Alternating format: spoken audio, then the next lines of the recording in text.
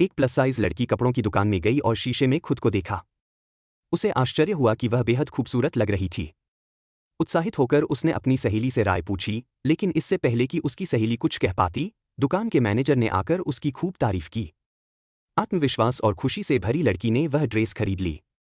हालांकि जब वह घर पहुंची और दोबारा खुद को देखा, तो वह हैरान रह गई।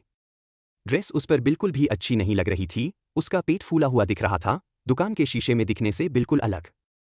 अगले दिन काम पर उसने गुस्से में शिकायत की और अपनी सहेली और सहकर्मियों को इतनी भद्दी ड्रेस खरीदने के लिए दोषी ठहराया।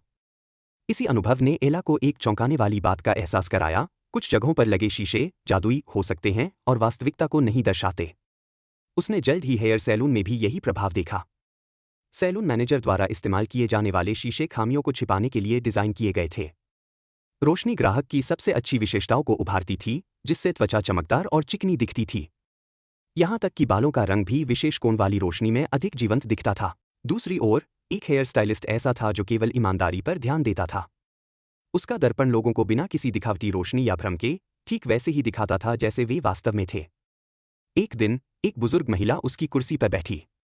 जब उसने अपना असली रूप देखा, तो उसका सारा आत्मविश्वास डगमगा गया। उसके चेहरे की झुर्रियां साफ दिखाई दे रही थीं, और जब हेयर स्टाइलिस्ट ने ईमानदारी से उसकी उम्र के हिसाब से एक हेयर कट सुझाया, तो वह अपने आंसू नहीं रोक पाई।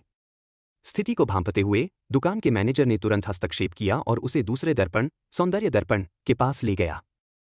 देखते ही देखते वह महिला बहुत छोटी दिखने लगी, उसकी त्वचा चिकनी और दमकती हुई लग रही थी।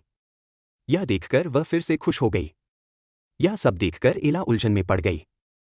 इतने सारे अलग अलग प्रतिबिंबों को देखकर वह सोचने लगी, आखिर उसका असली रूप कौन सा है।